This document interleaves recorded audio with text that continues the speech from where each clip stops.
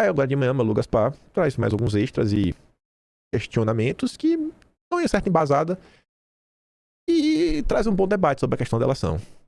Delação séria prometida pelo Paquito precisa enfrentar os fantasmas da República.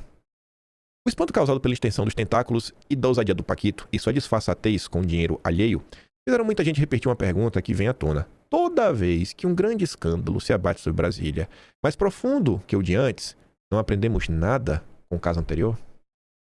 O brasileiro realmente tem dificuldade para aprender, né? O brasileiro insiste em cometer os mesmos erros. A eleição do Lula que é a prova disso, né? Quando o Petrolão começou, a pergunta era feita olhando para o mensalão. Agora, ela se aplica ao legado da Lava Jato. A pergunta é simples, mas a resposta é complexa, como qualquer transformação histórica, e não cabe no único artigo. Mas há uma lição que já deveria ter sido assimilada há tempos e que o caso do Paquito prova ainda não termos aprendido. Toda vez que se mata uma apuração jogando a sujeira para debaixo do tapete, a podridão reaparece em forma de fantasma ainda mais assustador. Apesar da anulação de multas e das sentenças que sepultaram judicialmente a Lava Jato, nenhum cidadão razoavelmente informado deixou de saber o que se deu nos meandros do poder naquele período, e ninguém nega o que ocorreu no Petrolão. O que deixamos de saber, porque a apuração foi interrompida, é até onde o judiciário estava envolvido no rolo, toda vez que a investigação enveredou por esse caminho batendo no muro. Chegou perto do judiciário, abafa. Operação abafa.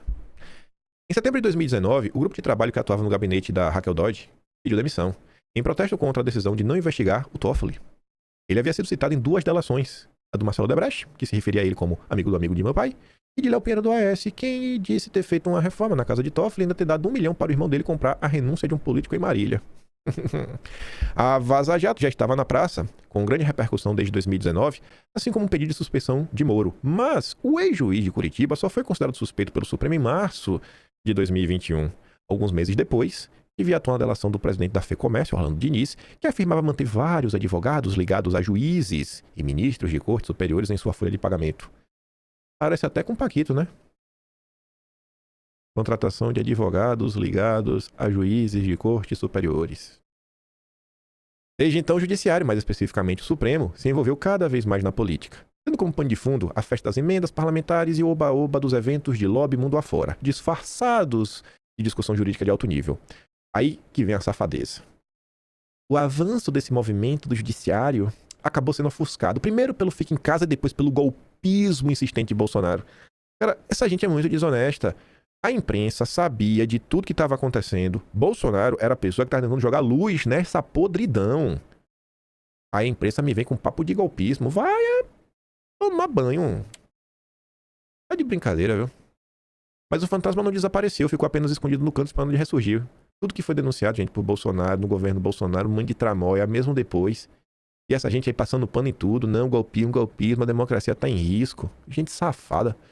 Eis que é agora, depois de sua segunda prisão ser confirmada pela segunda turma do Supremo, Paquito promete uma delação séria. O recado enviado por seus advogados e investigadores é que ele não pretende poupar ninguém. Se a intenção realmente se confirmar, é certo que boa parte do Centrão virará alvo de inquérito, assim como um naco do petismo, alguns governadores e ainda figuras-chave na burocracia de instituições que deveriam fiscalizar o setor financeiro, como o Banco Central.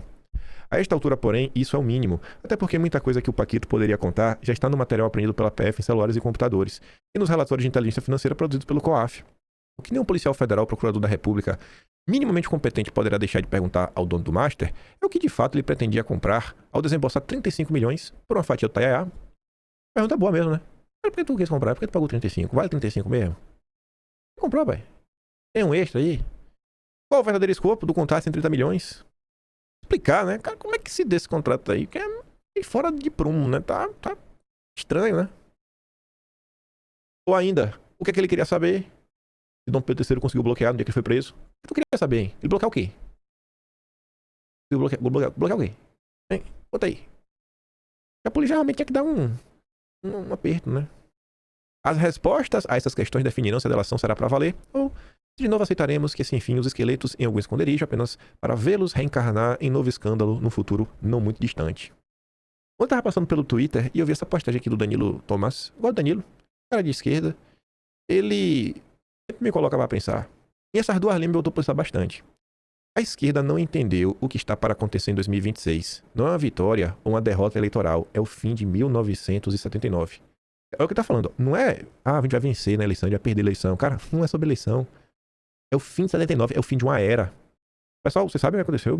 1979 é o fim do AI-5.